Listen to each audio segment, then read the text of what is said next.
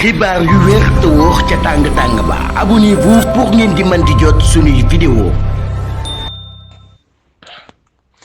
jërë ngeen jëf ci ànd ak ñun ci chaîne bii di Buzz 221 HD pétrole bu Sangomar Sénégal daan nay enregistré lu jege 1 milliard de dollars ci juróom-benn weer Sénégal daan nay enregistré ay recettes pétrolières exceptionnelles ci li nga xam ne moo di premier semestre bu 2025 bi loolu nag daan nay jege 1 milliard de dollars yaa di koy jaarale nag ci ay exportation yoo xam daan nañ koy def mu nekk exportation brute ci fële ca camp bu ca champ bu Sangomar. Woodside opérateur bi nga xam ne nag moo di opérateur bu champ bi daan nay annoncé nag ay revenus yu toll ci 481 millions de dollars au premier trimestre et 510 millions de dollars au second trimestre maanaam daal kon ci ñetti weeru njëkk yi daan nañuy am 481 milliards yeneen ñetti weer yi ci topp ñu am 510 milliards loolu yi boo ko tollee nag mu toll ci 991 milliards 991 millions. maanaam kon 991 millions de dollars loolu yi la ñu daal di jaay mu tolloo nag 567,2 milliards de francs CFA ba tey loolu nag nekk loo xam ni kii di Meg Owel di directrice générale de Woodside daan nañ félicité bu baax a baax performance yu exceptionnelle yi nga xam daan nañ koy def jaarale ko ci projet bu Sangomar boobee daal souligné nag ab production brute de 101 000 barils par jour. maanaam nag mu nekk loo xam ni mën nañu wax ne fiabilité proche de 100% la mu nekk ay résultats yoo xam ne nag dina nag daan nañ koy am ginnaaw ab at boo xam ne daan nañ nekk ab at bu ñu marqué lool ci ay exportation ci ab at bu am solo lool ci li jëm ci wàllum exportation des pétroles bruts sénégalais waaye nag daal mu nekk loo xam ne tamit moom mi daan nañ nekkoon koo xam ne moo di soutenir li nga xam ne moo di exportation yooyu yu réewum Sénégal. ci atum 2024 li nga xam moo di exportation de pétrole brut yi daan na généré woon 464,6 milliards de francs CFA loolu yi moo nekk nag données yi nga xam ne mooy données des commerces extérieurs de cette année waaye ba tey exportation totale yi nga xam Sénégal daan nañ koy def jamono bi nga xamee nag daan nañuy franchir cap bu historique boobee loolu yëpp mi ngi toll ci 3,900 milliards de francs CFA mu nekk ay chiffres yoo xam nag dafay confirmer importance bi nga xam ni pétrole bi daan na koy am ci réew mi rawat nag ci li nga xam ni moo di wàllum économie bu Sénégal revenu yooyu champ bi di généré nag daal Sénégal daan nay dépassé objectif yi nga xam ni kon moom la amoon loolu nag di nekk loo xam ni lu significatif la rawatina nag muy contribuer bu baax a baax ci recettes yi nga xam ni moom la réew mi di am. Justice Ousmane Diagne daan nay dévoiler 5 grands chantiers pour un système plus performant d'ici 2029 ministre de la justice daan nay engagé wu ci ab vaste réforme ngir nag daal koy jaarale ci li ñuy wax politique sectorielle bi di LPS 2025-2029 mu daal koy dévoiler alterné ci ab atelier de validation bu noonu amal ci occasion boobee le ministre Ousmane Diagne daan nay identifier juróomi défi majeur loolu nag daal mu daal koy wax mu daal di war a jëm nag ci accélération des procédures judiciaires la lutte contre la surpopulation carcérale maanaam daal ñu daal di accéléré kon bu baax a baax li nga xam moo di procédure judiciaire waaye tamit xeex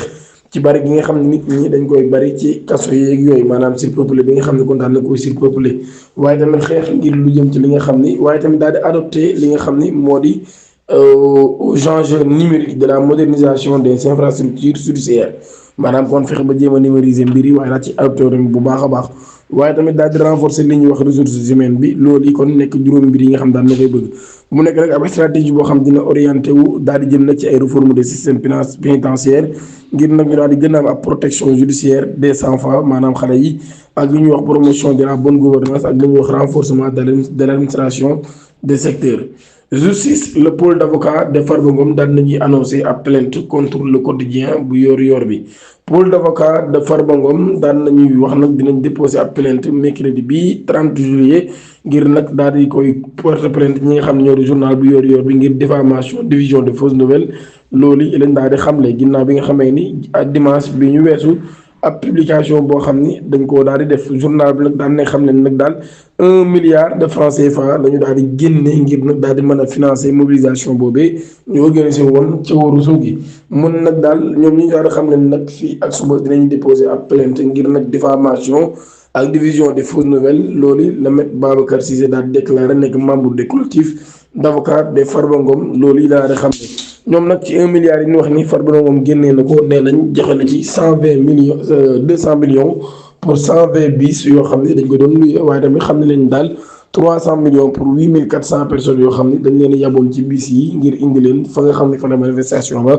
doon am waaye tamit ba xam ne ni ñi nga xam ne ñooy leader politique ya fa nekkoon jox nañ leen ku nekk ci ñoom ñaar ba juróomi million loolu yi tamit daan nay bokk ci li nga xam ne daan nañ koy xamle. affaire Kocc Barma Assane Demba daan nañ ko yóbbu ca kaso moom Alaaji Assane Demba daan nañ ko placé sous mandat de dépôt doyen des juges d'instruction moo def lu ni mel moom mii ñu xam ni moom mooy complice bu Kocc Alaaji Babacar Dioum ñu koy wax Kocc Barma moom nag ñu ngi koy toppee association de malfaiteurs collecte illicite des données division de données à caractère personnel atteinte à l'intimité de la vie privée division d'images contraire aux bonnes mœurs pornographie enfantine pédophilie et extorsion des fonds daan nañ koy teg loxo alxames bi ñu weesu ci am mbirum enquête boobee ci délégation judiciaire bi nag kon ginnaaw bañ ko tegee loxo moom mi dafa fekkoon sax mu nekkoon ci aéroport doon génn réew mi ngir dem bitim réew Ousmane Sonko daan nay freiné dépenses yi nga xam ni moo doon am waaye yenn dépenses yu inutiles yi am ministres yi kon du ñu am ay oto yu bees ci ab information boo xam ne journaliste bi Moussa Diop moom moo ko daal di xam ne le premier ministre Ousmane Sonko daal nay sàkku ci ay ministres nag daal ñu daal di substituer bañ a jënd ay oto yu bees nekk nag ay auto de fonction mu nekk ab digal boo xam ni jox na leen ko daal di koy jëmal nag ci volonté ngir maîtriser dépenses publiques yi waaye ngir rationaliser ko bu baax a baax ci ginnaaw situation économique bu doy waar bi nga xam ne ci la réew mi nekk ginnaaw biñ ñëwee pouvoir ba tey lii nga xam ne Moussa Diop daan na koy xam ne ba tey mesure boobee nga xam ne jël nañ ko nag mu nekk ab mesure de rigueur budgétaire loolu nag daal mi ngi xaar yeneen poste de fonction yoo xam ne ñoom ñi ñëpp nag daal mbir moomee mën naa daal ci seen kaw fii ak 2027 bu fekkee les conditions économiques amélioré wul. Dualité au sommet de l'État les conseils de Cheikh Bass au tandem Diomaye Sonko maanaam kon dualité bi ñu waxee dafa am ci état bi conseil yi nga xam ne Serigne Bass Abdou Khadre jox na ko Diomaye ak Sonko ci mbirum visite bi nga xam ne am na ci période màggal gi ministre des infrastructures des transports terrestres et aériens Yankhoba Diémé daan nañ sollicité démb hier lundi ay ñaan ci ki nga xam ne moo di Serigne Bassirou Mbacké Abdou Khadre génn nag lu jëm ci wàllum consolidation des relations fraternelles et amicales entre le président de la République Bassirou Diomaye Diakhar Faye ak premier ministre bi Ousmane Sonko waaye nag ci tontom boobu moom la porte-parole khalife général des Mourides daan nay déclaré ba Bassirou Mountakha Mbacké daan nay wax nag daal mi ngi leen di ñaanal bu baax a baax ngir nag ñu daal di gën a ànd gën a doon benn waaye nag Serigne Bassirou Mbacké Abdou Khadre daan na leen di jox ay conseils yi nga xam moo chef d'état bi ak gouvernement bi yépp